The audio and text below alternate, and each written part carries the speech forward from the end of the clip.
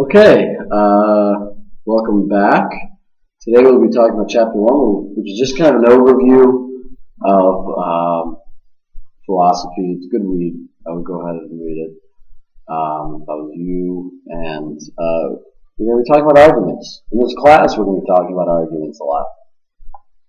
So obviously you guys are probably wondering, what is an argument, right?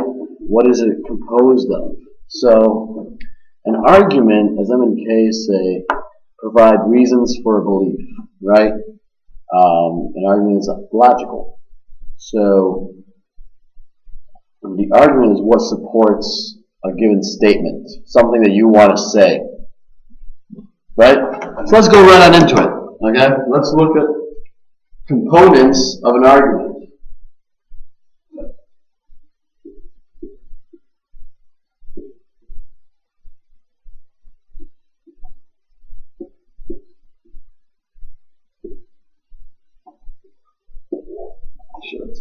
It's visible. Nice. So first,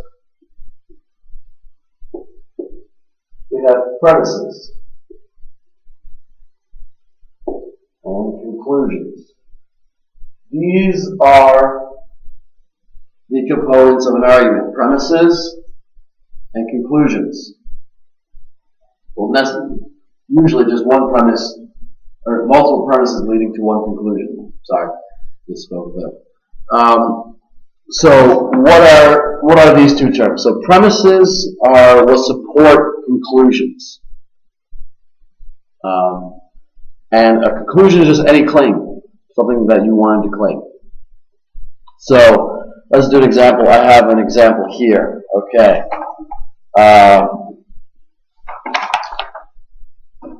Right. You write out, or actually you can read it along with your notes here. I won't write it up on the board. And the C that I have in parentheses here means conclusion. So I've labeled the conclusion for you. P1, P2, premise 1, premise 2, premise 3. So it says, let's just read it without reading conclusions and premises. So Frank is a bachelor because a bachelor is an unmarried man and Frank is not married. And Frank is a man. Kind of sounds like a run-on sentence, not the best sentence linguistically speaking, but what is this saying? This is an argument. What claim are we making? We're making the claim that Frank is a bachelor. And then we provide support for why we think that Frank is a bachelor. Number one, a bachelor is an unmarried man. Two, Frank is not married. And three, Frank is a man. So the premises here support the claim and the conclusion. It provides the reason why we should believe that Frank is a bachelor. So in the next unit, we'll kind of emphasize how to differentiate between premises and conclusions. But for right now, just know that arguments are made up of premises and conclusions. So for now, for this first chapter, I just want to make sure that you guys are able to identify an argument. That's obviously the most important thing. Before you can identify the components of an argument, you're going to want to understand the argument first. And so sometimes people get confused between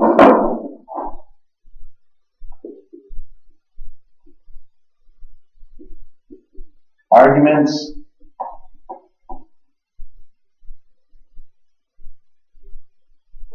and opinions.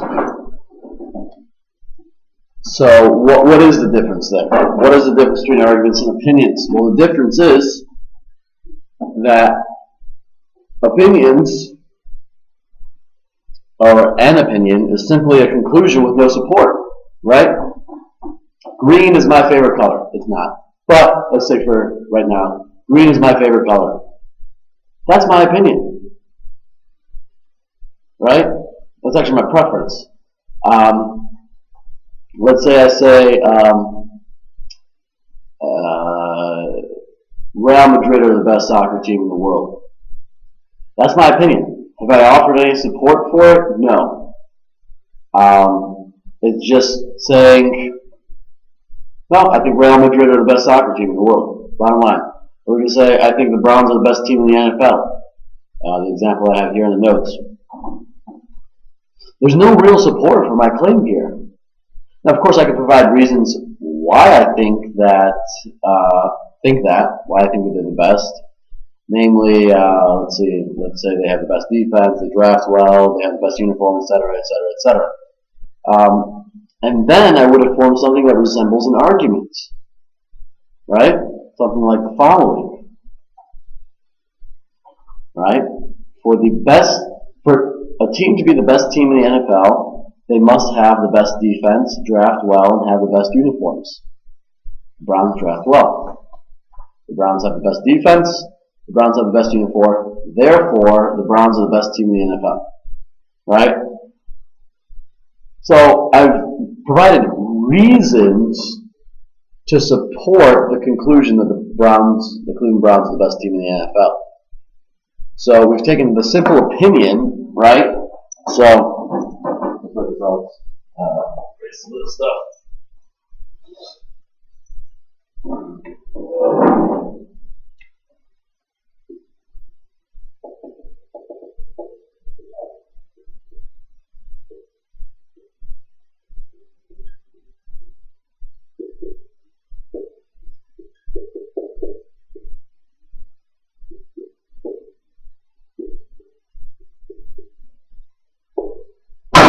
Okay, so the Browns, let me bring this a little closer. This is an opinion. The Browns are the best team in the NFL. Opinion, there's absolutely no support for that opinion. It's just an opinion. Now, if we want to provide support for this opinion, we need an argument, right? This is just a claim that the Browns are the best team in the NFL. We need an argument to support that claim if we want to persuade or if we want somebody to believe that our opinion is correct. So we have something like I have written out here. And this is what I'm going to call argument form. We can test that out a little bit more. There's narrative form and there's argument form. Narrative form is kind of a story. If you look at the example earlier of the argument I gave with Frank being a bachelor, that argument is written in narrative form. Whereas this argument here with the Browns is written in argument form, what I like to call argument form, where you just list premises and a conclusion. So,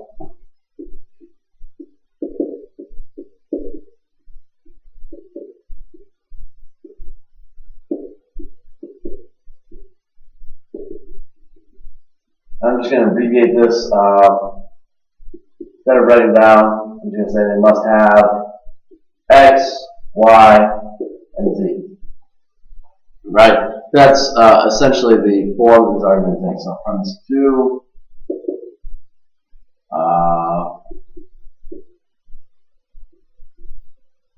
Browns have X, 3, Browns have Y,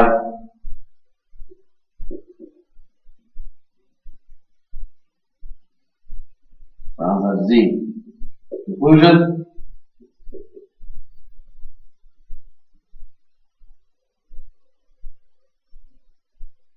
Browns are the best team. Right? So here's the difference. Again, the glare is kind of killing. We bring the screen a bit. Get that right. Okay. So you can see here, the opinion is just a statement. The argument, which I didn't label there, but the argument there has support. So that's sometimes, people will try to offer support for their opinions that aren't really support. The Browns are the best team in the NFL. Well, why? They just are. That's not really support. They still haven't made an argument there. They're still just showing their opinion, or expressing their opinion, rather. So, in that situation, they still just expressed their opinion. They haven't supported their conclusion, their claim, right? So we could kind of say that conclusions can sometimes be opinions, right? But opinions can never be arguments. So let's go ahead and look at what makes an argument a good argument. Excuse me. Points to any of you who just said bless you, too, by the way. They erase this stuff here. Murray and Greenwich, MK. They list 3 things that make an argument a good argument, right? And so we're going to go ahead and go back. Once we understand these the criteria here, once we understand what makes an argument a good argument, we're going to go back and look at Cleveland Brown's argument and even that Batchelor's argument and assess whether or not we think those were good arguments, right? So MMK say, so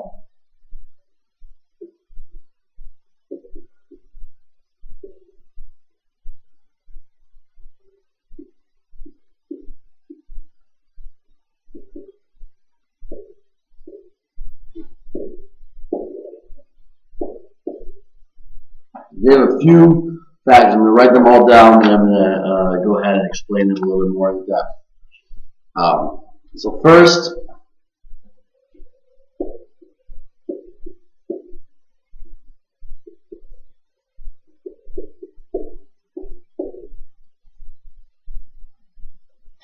a good argument is clear. Second,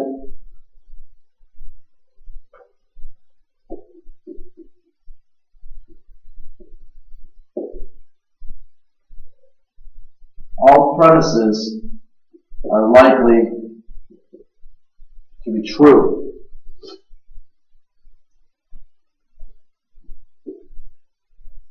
And third,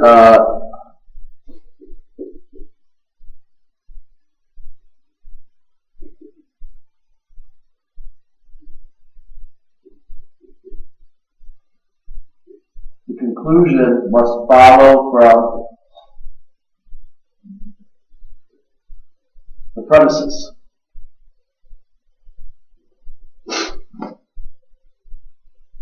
So let's go through these. What do these mean, right? So, and again, this glare in here sometimes makes it.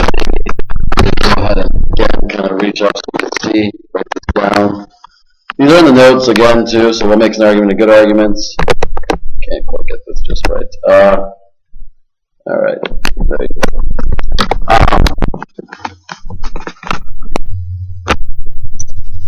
So, a good argument is clear, right?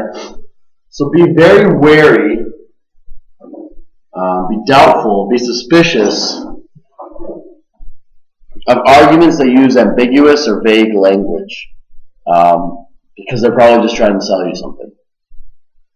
When writing an argument, it's important to specify what any ambiguous and vague terms mean or what you want them to mean, at least for the purposes of the argument, let's say. For example, in the Browns argument, it could be unclear what I mean when I say the best team, right? Because technically, isn't the best team the team that wins the Super Bowl?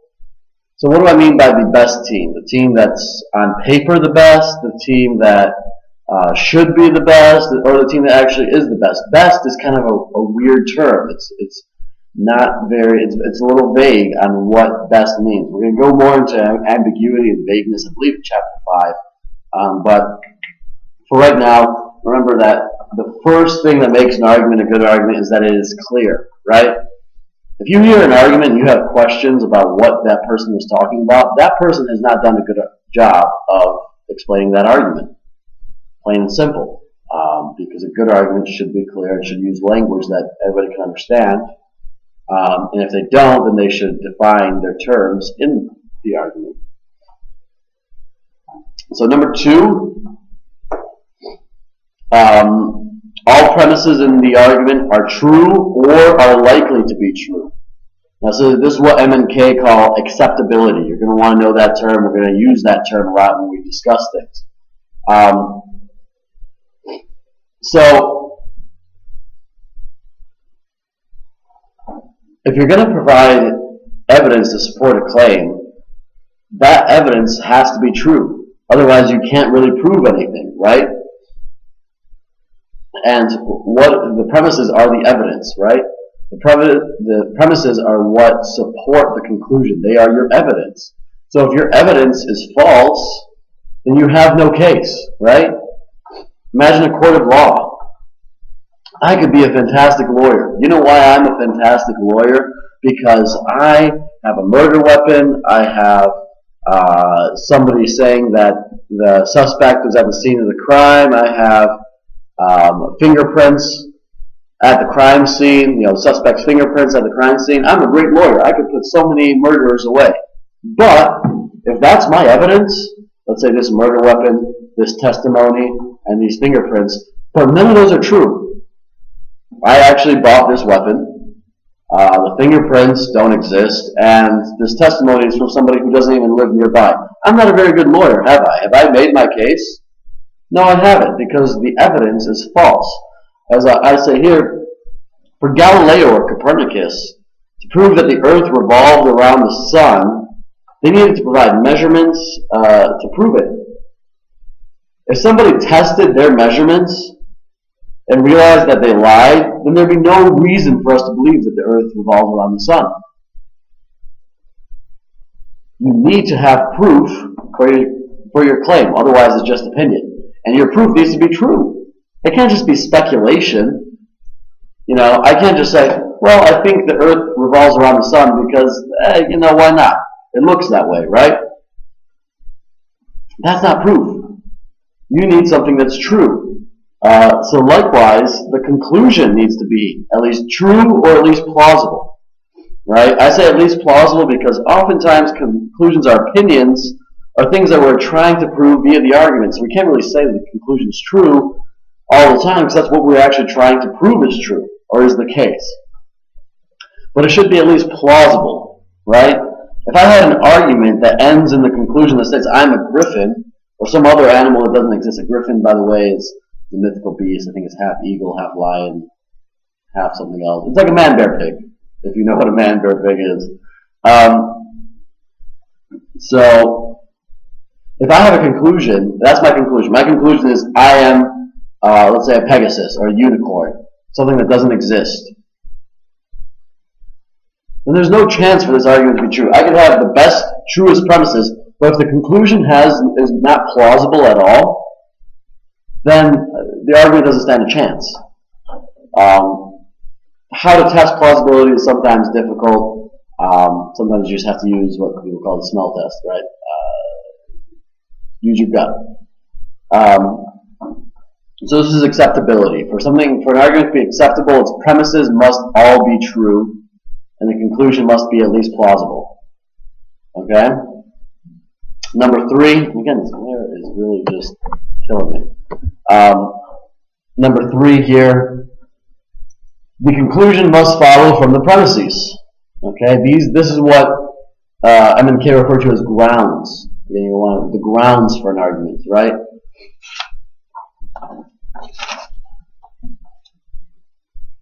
So let's say I give you an argument, and the premises are true. You accept them; they're acceptable, but they have nothing to do with the conclusion. Then there are no grounds. There's no reason to believe the conclusion, right?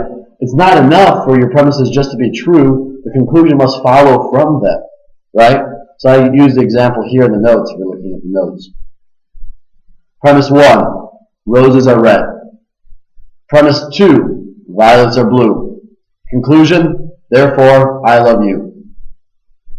Now, the first 2 premises may be true, although I gotta be honest here, in writing this argument, I wrote it because, okay, it's a famous poem that people know, things like that. It's cheesy, this and that. I've never actually seen violets. I don't know if they are actually blue, but that's what's been reported to me. So let's say, for the sake of this, that premise number 2, violets are blue, is true. I'm rhyming too much. So, although those first 2 premises are true, roses are red and violets are blue, that has no bearing over whether or not I love you. What does that have to do with anything, essentially? Right? If your boyfriend or girlfriend tried to make that argument, right? Let's say you guys were in a fight, and let's say your boyfriend or your significant other or whatnot comes up, you don't love me anymore. No, it's true. I do love you. You know why? Because roses are red and violets are blue. You say that's crap. There's no reason. You haven't convinced me that you love me, right? So this argument that I have written down with the roses are red doesn't pass the grounds test, as we call it. We'll call number 2 the acceptability test, and 3 the grounds test. And let's say it's true that I do love you, right? Let's say I love you, okay? And that's true. So all the premises are true and the conclusion is true. Because the conclusion has nothing to do with the premises in that argument, it doesn't pass the grounds test. There's no reason to believe that I love you based on the information given, even if it is true, right? Let's take another one. Let's say, let's think of something here.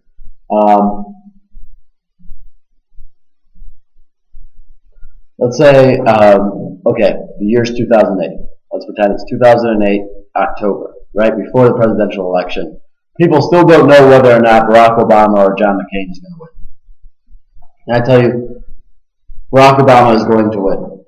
Now we know now, in the year that it is now, that Barack Obama did win. So that's a true statement, right? And I say Barack Obama is going to win because this octopus picked out the Barack Obama ball from the pen of balls. And this octopus was right a couple of times. Well, sure, it's true that the octopus was right in selecting presidents before, maybe, and it's very true that he could have selected the Barack Obama ball, or whatever, or something like that. People like to do this a lot, right? When the World Cup comes around, they have the last World Cup, they had an elephant use its trunk to kick a ball into a goal for whichever team they thought was going to win. I think they had an octopus in one of them too, pick something out. But anyway, so let's say this octopus did pick the Barack Obama ball, right? And this octopus has been right a few times. Is that really what does that have to do with anything though? Does that have anything to do with whether or not, would that convince you of the fact that Barack Obama will win an election? No, of course not, right? Of course not. That doesn't make any sense. So, again here we have 2 premises that are true, a conclusion that ended up being true we know now is true, but that's still no reason to believe that conclusion, right? Let's look back again in the notes here at my argument about Frank the Bachelor, right? So, both premises are true in that situation, right? Let's say we're talking about me, okay? Actually, all the premises are true. There's 3 premises. I'm Frank, right? I am a man. I've never been married. And a bachelor is an unmarried man, right? All those are true. I am a man. I've never been married. And, if we can look up a definition if we want, a bachelor is an unmarried man, right? Or a never married man, let's even say that, and I've never been married, okay? Those are true. And so then that leads us to the conclusion that Frank is a bachelor, which is true. I am a bachelor. We see here that all the premises are true and they are relevant to the conclusion. That is, the conclusion follows from the premises. In layman terms, this argument makes sense, right? Unlike the roses are red argument, or let's say the argument with the octopus and Obama, it wouldn't make sense. Why? So you could say, okay, these premises are true, but why does that have any bearing, or why does that have any relevance to the conclusion? It doesn't. Whereas in the Bachelor situation, it does, right? So let's go ahead and do this. Let's assess the argument with the Browns, right? The Cleveland Browns. So if you remember again, I've erased it, but the argument is written in the notes. So we had premise 1. For a team to be the best team in the NFL, they must have the best defense. They must have the best defense, draft well, and have the best uniforms. Premise 2, the Browns draft well. Premise 3, the Browns have the best defense. Premise 4, the Browns have the best uniforms. Conclusion, the Browns are the best team in the NFL. So let's go through our tests, right? I guess we can call these, I'll try to write it.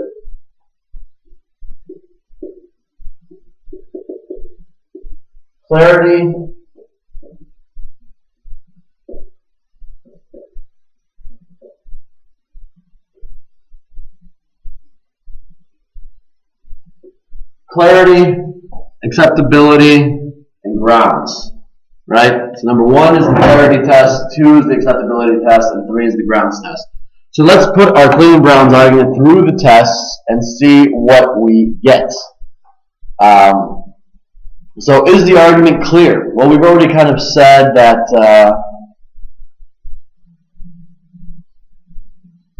maybe it may be true that we've avoided some unclear language and the argument is rather straightforward, but remember we did say that that term best is kind of vague. What does that really mean? I mean, I guess the first premise puts into place a condition for what it means to be the best. So that kind of has that, but still the term best is kind of vague. So it at least appears that we haven't passed the clarity test. Number 2. Are all the premises true? The acceptability test. Here's where this argument really stumbles, right? Okay. Let's see. Do the Browns have the best defense? Now, I don't know the stats from last season, but I don't think they were the top defense, right? They were maybe top 5, but they were not the top defense. Okay, so that's false. Do they draft well? Well, let's see. We have a history of not drafting very well. Tim Couch, Ben Whedon, everybody else that they've ever drafted other than like Joe Thomas. So they don't draft well. Do they have the best uniforms? Well, I kind of like the color orange, so I do like the Browns uniforms, but that's another thing again. Going back to the clarity test, we haven't set forth parameters for what makes uniforms the best uniforms. What does that even mean for a uniform to be the best uniform? That most people like it, that everybody likes it, that it's just my favorite? That it doesn't make sense. So number 1, it's very hard to prove is true, and let's be honest, I think other people have better uniforms. The Seattle Seahawks have some pretty cool uniforms. So that one can't necessarily be claimed to be true. So it doesn't appear that any of our premises are true, maybe other than that first one. But even that first one, that where we set forth a kind of condition for what it means to be the best team in the NFL, it seems like the uniforms wouldn't really have a bearing in making you the best team. And you also need to consider an offense, a good coach, maybe even a good stadium. Things like that are also relevant to make. So it doesn't even seem like that first premise where we're trying to set forth a condition, it doesn't seem like that premise is true either. So let's go ahead and look at the final test, the grounds test. So let's ask ourselves that third question. Does the conclusion follow from the premises? Well, this one's a little tricky, right?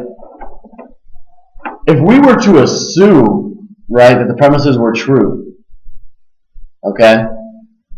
So all 4 of our premises are true. Let's assume that, right?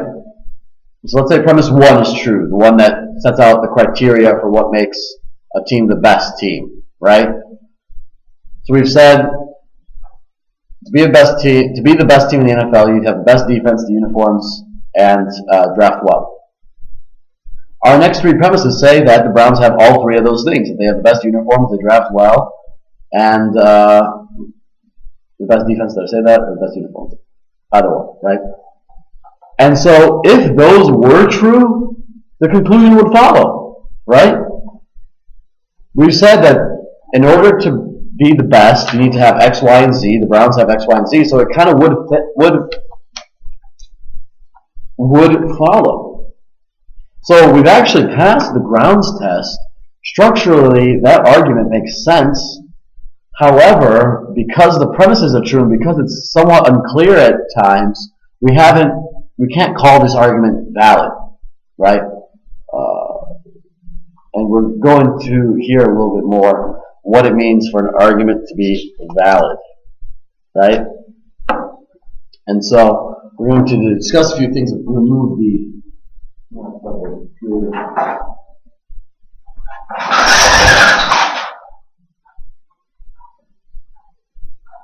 I think if we move over here, we'll get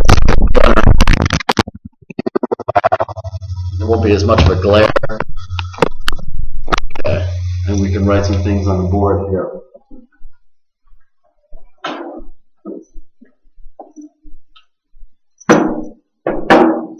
Okay, so as I just said, we're going to talk a little bit about validity now. Right, so these three tests, the clarity, acceptability, and grounds tests, help to kind of figure out if an argument is what some may call valid. M and K, here I'm digressing from the book. So make sure you listen, you follow my notes, and I mean, well, hopefully you're watching this lecture now. So there are two types of arguments, okay? The two types of arguments are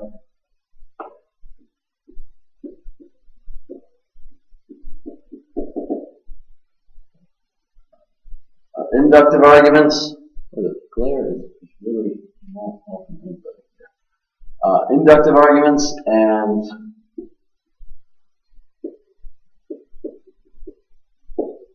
deductive arguments. You can see it.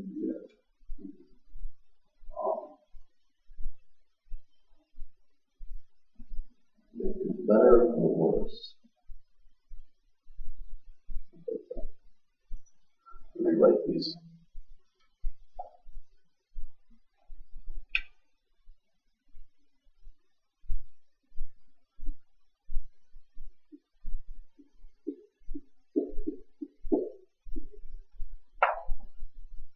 Inductive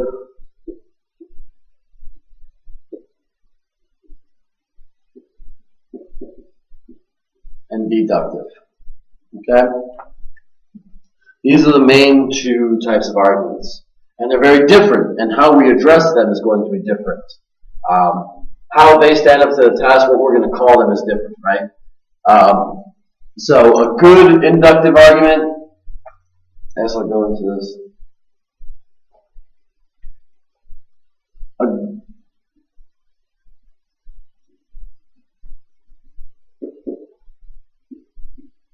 A good inductive argument we're going to call cogent,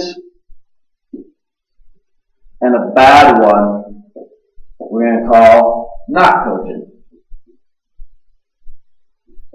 Right? And so with deductive arguments, a good one is going to be valid, and a bad one will be invalid. But we'll get to that in a second here. Let me explain the difference between the two types of arguments. I want you to know the difference here. So inductive arguments are arguments you hear often. They state what's likely to happen. In an inductive argument, the conclusion probably follows from the premises, but does not follow necessarily. Right? So here I have the example. Premise 1, every time it rains, my basement floods. Premise 2, there's a 75% chance of rain tomorrow. Conclusion, therefore, my basement will flood tomorrow. Now this seems like a pretty good argument, right? And it is a good argument, right? in that situation, it is likely that your basement will flood tomorrow. If 100% of the time that it rains, your basement floods, and there's a 75% chance of rain, which is pretty good chances, it's likely that your basement will flood. But notice how it's not necessarily true that your basement will flood, right? There's a chance that it won't. So although 75% chance of rain is a good chance of rain, it's also very possible that it won't rain. There's a 25% chance that it won't rain. And if it doesn't rain, then your basement won't flood, right? And I guess there's always a case that even though every time it has rained, your basement is flooded, what if it's just a drizzle? What if it's not a downpour? Will your basement still flood? So it's probable that it will rain, but it's not for sure, right? It's not certain that it will rain. At least you can't say that it will be certain, or rather, sorry, it's not certain that your basement will be flooded just based off this argument. You can just say at best that it's probable that your basement will flood. So this argument, the argument with the basement flooding passes our three tests. So that argument is a cogent argument, right? So if you want to write that in your notes there, the argument about the basement flooding is a cogent argument. It's a good inductive argument. Good inductive arguments are cogent. Okay? Now let's use an example of another one. Let's say, okay,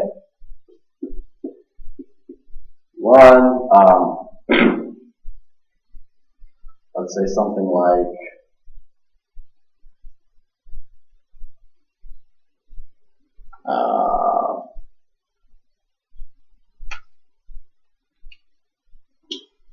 it is dark outside.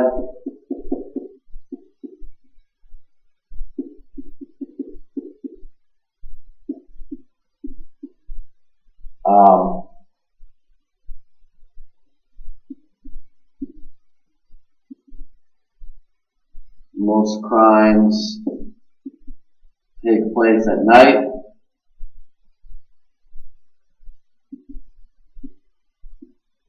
Therefore,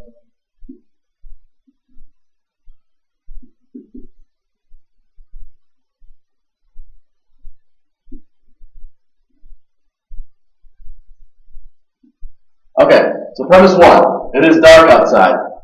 Premise 2, most crimes take place at night. Therefore, a crime will probably happen soon. Okay? I'm going to bring this down. Okay. It was difficult to do this with the laptop. But there you go.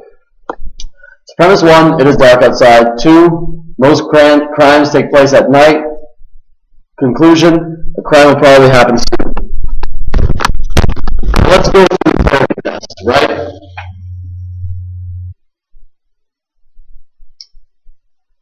A crime will happen soon. What does that mean? Soon is kind of vague, right? When is soon? Soon within 5 minutes, within an hour, within 2 hours, within a day, within a week?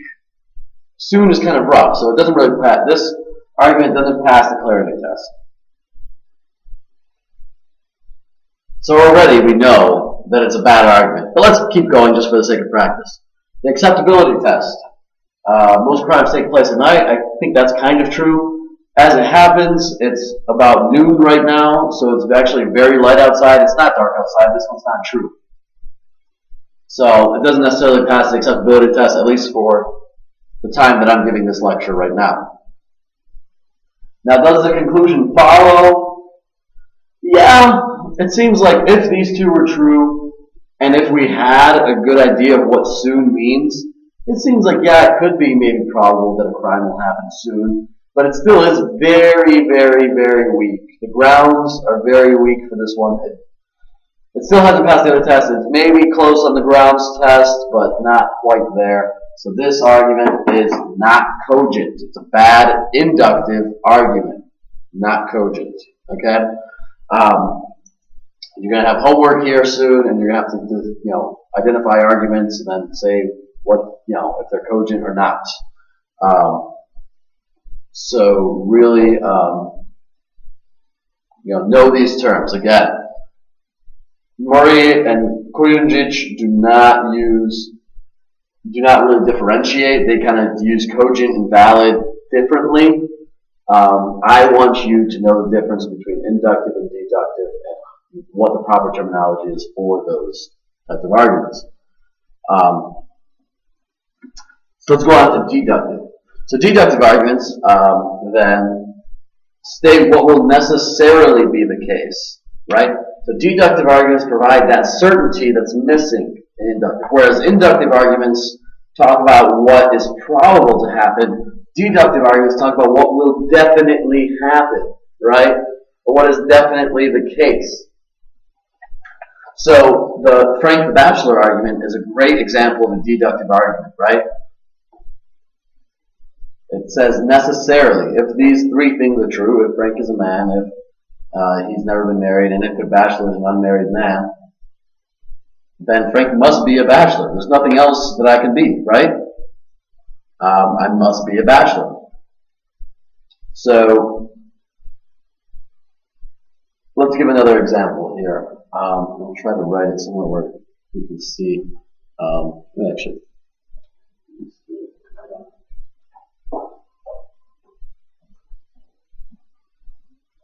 I think that makes it a little bit better with this lighting.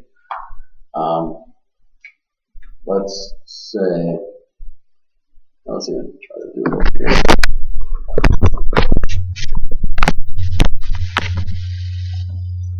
Okay.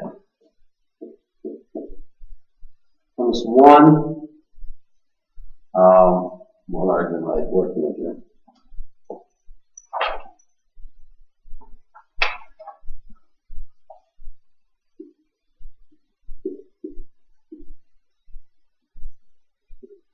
It can only snow if it is 32 degrees Fahrenheit or less outside. Right? That's pretty true. Premise two.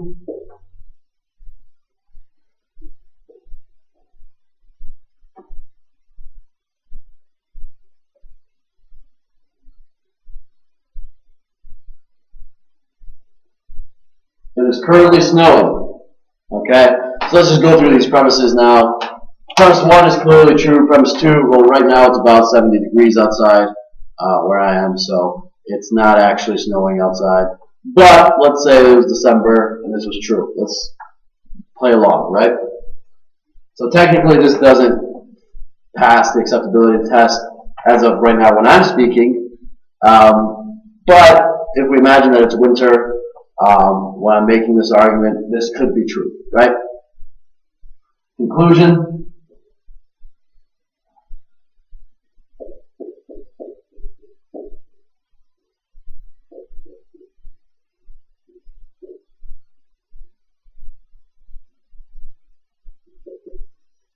Conclusion, it is 32 degrees Fahrenheit or less outside, right? Again, kind of, that one makes pretty good sense. If it can only snow when it's 32 degrees or less, and it is snowing, well, we've already said this is the only condition under which it can snow, so therefore, that must be happening as well, if it is actually snowing. So, this argument, right, is valid. And you can't see that because I wrote it too high. Valid. Okay. So remember, good deductive arguments are valid. Bad deductive arguments are invalid. Let's say something like, and deductive arguments, remember, are trying to prove something with necessity. Valid ones do prove it with necessity. Invalid ones are still trying to prove something with necessity, but they fail. An invalid argument. Let's see.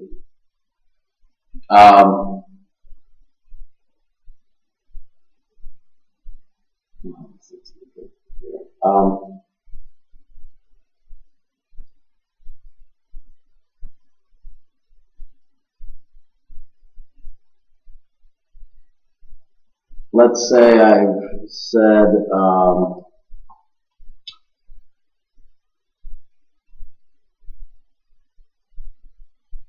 I exist. So premise 1, I exist. Premise 2, something must have created me. Premise 3, God is the only thing that can create me. So premise 4, no, that's not good.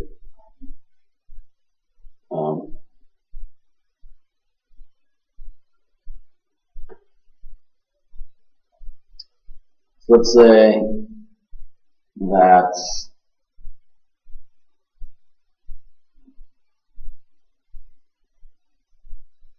a good example of an invalid argument.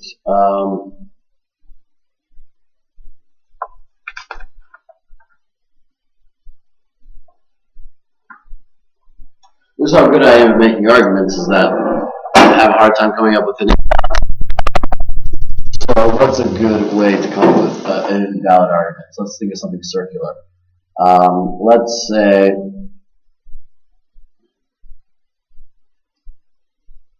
I know that God exists because everything that I can clearly and distinctly perceive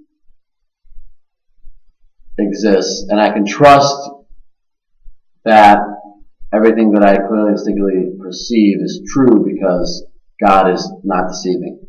That's a pretty tough one. That's a circular argument from René Descartes, famous French philosopher. But essentially, I've used God to prove that God exists, which is what he tried to do. Didn't quite work out for him very well.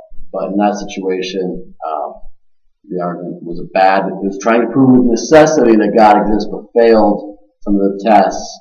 Therefore, it's an invalid argument. So I'll take you over to the other board again. Remember, inductive, right? If it's good, it's cogent. If it's bad, it's not cogent. Deductive, if it's good, it's valid. If it's bad, it's invalid. And remember that inductive arguments say what will probably or what is likely to happen. Deductive arguments, on the other hand, say what is necessarily the case, or try to say what is necessarily the case. Okay? So, like I said, I want you guys to know the difference between deductive and inductive, and I want you guys to use the terms valid and invalid for deductive and cogent and not cogent for inductive. With that being said, I will go ahead. Your homework assignment is there in your notes. It'll be posted up. Go ahead and do the homework. Email me with any questions you may have. If you need some extra examples, stumbled a bit there with the invalid argument example. Couldn't quite think on my feet there.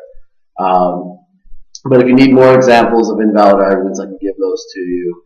Hopefully this is all pretty clear to you. It's a lot of information. It's a lot of new stuff. You may be saying, well, what is this? Why do I need this? How is this going to be useful? Trust me, it will be. You'll see later on, especially next chapter. Next chapter, we're going to talk about how to identify conclusions from premises, how to write things in the argument form that I've been using here, that I talked about a bit at the beginning of class. So we will go from there. Go ahead and have a good rest of the week. Good luck on the homework there, and we will see each other next time.